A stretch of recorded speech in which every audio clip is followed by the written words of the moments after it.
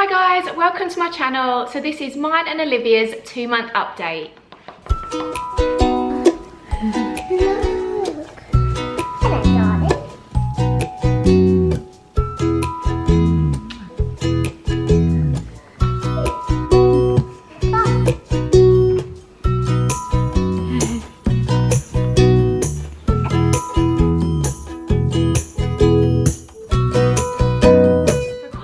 This month. If you follow me on Instagram or you watch my vlogs, you'll know that Olivia's been in hospital because she had a water infection, which is quite rare in babies this young, and there wasn't that many symptoms. She just had a temperature, so we tried to cool her down ourselves to start with by just stripping her down to a nappy, but her temperature just kept going up, so I had to call 111. But because she was still alert, she was still feeding, they didn't really seem too concerned and told me to just give her Calpol, even though she's under 3 months. But apparently she can have Calpol as long as a doctor tells you how much to give and how often to give it. But I knew something wasn't right, so I waited for my GPs to open the next day and I took her up there and they told me to get a urine sample, which I did, and it was just so cloudy. I knew something wasn't right. So I waited for the results and they confirmed it was a water infection and said that we'd have to go to hospital. So we went up there and they had to take bloods, and her blood results come back so high that sepsis was a worry again. So I just felt we've been through so much with her. So we was admitted to a ward and she was put on really strong antibiotics. And because of the type of antibiotics, they had to be done through a UV drip, so she had to have another cannula in her hand. But she's doing so much better now and she responded so well to treatment. Her temperature come down, and because she was alert and feeding, they said that it'd be okay for us to go home. So after a couple of days we did that, and they said we just have to go back to hospital each day to have the antibiotics because they wanted her to be on there for a week. She's doing absolutely fine now, she's loads better, and just as a precaution she's also had an ultrasound just to check her kidneys and her bladder, and that's all come back clear. So this was just a one-off. And they've said like little girls are prone to getting water infections. I know I am, but I am hoping this is a one-off and doesn't happen again. So yeah, she's doing really good now though. But on to some happier things. Olivia is smiling. I said last month that we were really close and she was smiling then, but now we're getting like big beaming smiles and she's responding to me. So when I smile at her, she'll smile back. She's just such a happy little baby. She's even trying to like talk a little bit, like not talk, that's crazy, but she's like cooing and things like that at me, which is just so lovely. I've also noticed that her hair's getting really lighter. Like she was really dark when she was born, which is just like my son, but he went bright blonde, and I can see it's definitely getting lighter, so she might be a blondie yet. When babies are born, they kind of have that sort of grey sort of eye colour, but hers are sort of going blue now, so I think she'll definitely have blue eyes like her daddy and her brother. I know I'm biased, but she's just so beautiful. She's got like the most perfect skin. She's hardly had any milk spots either. She's got 2 tiny little ones and that's it. And she's also had like no cradle cap. So the week we came out of hospital, our health visitor came to see us and weighed Olivia, who is now 11 pound 5.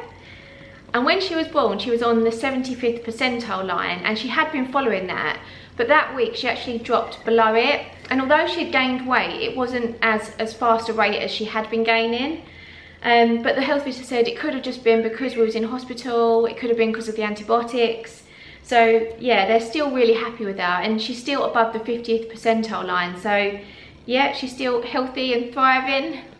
So Olivia had been on 5 ounces of formula milk 6 times a day. Well done. We was waiting for that wind. But she's actually changed to 6 ounces, but 5 times a day now. So she's dropped to feed, but that is actually in line with the Aptamil guidelines for her weight and age. That's a big stretch. So Olivia's dropped to feed because she's actually been sleeping longer at night. We've been quite lucky. She's always slept quite well at night, and I think that's because I've always differentiated between day and night naps. Like her naps in the day are generally in this room with us. They're on her sleepy head. It's quite light and bright, it's quite noisy, especially if Big Brother Ralph is around. It's quite stimulating, where at night I try and keep things very calm, very low light, and she's always slept quite well. So this week I feel we've really got an evening routine that works so well for us. So I bath Ralph and Olivia together, and then about 7 o'clock she'll have her evening feed. And she might be awake for about an hour or so after that, but when she's ready to sleep, I'll actually put her to bed in the Moses basket upstairs. Obviously, she's got the monitor on her and sense pads on her. But when she goes to sleep then, she will sleep for 7 to 8 hours, which is just amazing. So she'll wake up around 2 o'clock, I'll give her a feed, and then she'll go back to sleep again till 7 o'clock in the morning, which is a right result. Then during the day, she goes about 4 hours between feeds. She never actually falls asleep on a bottle. She's actually normally quite alert after a feed, and she'll be awake for like half hour to an hour before having another nap. We've been doing a lot more tummy time this month as well. Olivia's just so strong. She's always holding her head up, like she's doing it now. So I've been putting her on her tummy, on her sleepy head, and she just loves it, being able to have a little look around herself. You can do tummy time from literally a couple of weeks old. Now, not all babies like it though, and if they do cry or are being like quite fussy, then obviously stop.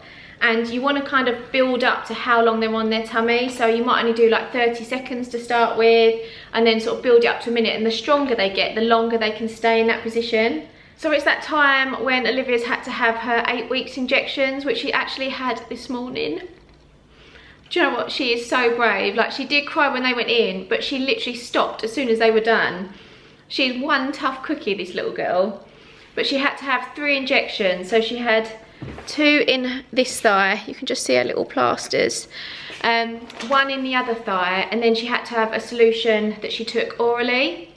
So one of her injections was a group 1, which was for diphtheria, whooping cough, polio, haemophilus, influenza type B and hepatitis B.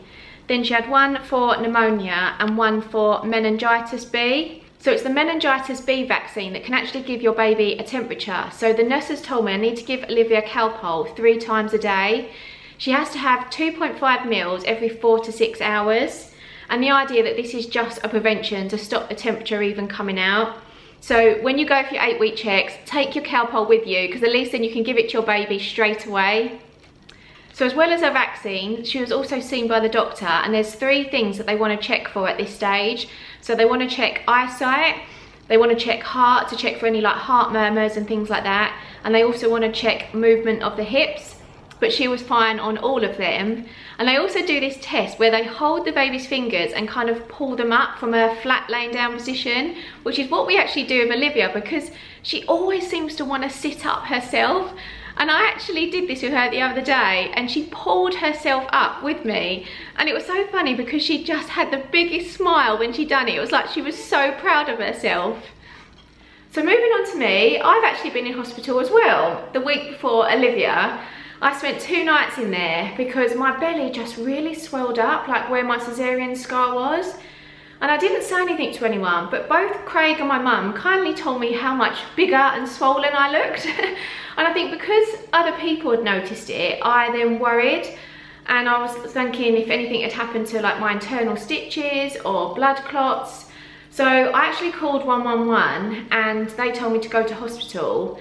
And they actually did an ultrasound which showed there was a little bit of extra fluid, but it wasn't enough to be a real concern.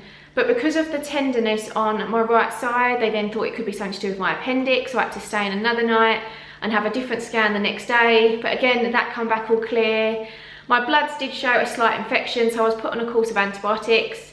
But the main thing is it's all gone down now, the pain's gone, so don't really know what it was, but I'm all okay. But I feel back to normal now after my cesarean. It really doesn't stop me doing anything. The only thing I do notice is that if I've done a little bit too much one day, or like I've just quickly run to the car, I'll get pins and needles where my scar is. But that happened to me after my first cesarean, so I think that's just something that I have to live with for a little while. I've had my health visitor come out to see me, and I was given a questionnaire to fill in. And this questionnaire is a way for them to spot signs of postnatal depression. And once I've completed it, it gives them a score. Now, anything over 15 is normally sort of an indicator of postnatal depression. And my score was 12. So although I'm not sort of a trigger for it, I am quite high up. And my health visitor does want to monitor me for a little bit longer. But I don't feel like I've got it. Like, I'm 99% sure that I had postnatal depression with my son, and I hid that from everybody. I had the most awful health visitor, and I honestly thought she would take my baby away from me if I told her honestly how I was feeling. I will never want to feel like that again, and I know so much more about it now, and I know that you can get help, and it's people there are just to support you. So if I felt like that, I would be totally honest this time round. But I don't feel like that. I feel really happy. And I feel like I'm actually coping better this time round having 2 than I did as a new mum with just 1. But I think the reason for my high score is just everything that we've been through. Like losing Craig's dad and our trips to hospital. Like, it's just been so worrying and so tough and so emotional. And yeah, it's been one of the toughest times of our life. So understandably, you know, my emotions and my feelings on that score and that questionnaire are going to be quite high at the moment, but it's just nice to know that my health visitor's keeping an eye on me and I've got the support there if I need it. So I said in my last update that I wanted to lose my baby weight and get back into shape, but I've done nothing about it this month. And I have jumped on the scales and I weigh exactly the same as I did last month. But we have booked a holiday now, and oh, do you know what? I think it's just the break that we all need. But it does mean I'm going to be getting back in a swimming costume, so it has given me a bit of an incentive. And I know I've had a baby and it is still early days. I don't expect to spring back into shape immediately, but I don't know, it's really bothering me this time round. Like, it took me ages to lose my baby weight with my son, but this time I just feel like I want to get back into shape like immediately. I hate having nothing to wear. And I just feel really frumpy, and yeah, I really want to feel good about myself. Before I had Olivia, I actually lost a lot of weight and I was in the best shape I've been in for years. So I plan to do the things I did then again this time round. So I know what works for me, and this is a really healthy way of losing weight. I've done so much research in the past into food, and this is the only thing that's ever really worked for me. So I'm actually going to start a new little video series on my channel, and I'm going to document my weight loss journey and just tell you the things that I'm doing and the foods that I'm eating and things like that. So I thought that you guys might want to follow along with me, and this will also be an incentive to actually like keep going and stick with it. So that's it from us. I feel like this was another emotional video. I will stop crying soon, I promise. Like, things surely can only get better for us now. But the main thing is Olivia is doing great. So we're going to have lots of mummy cuddles today after her injections. But thanks for watching, and I'll see you all in my next update.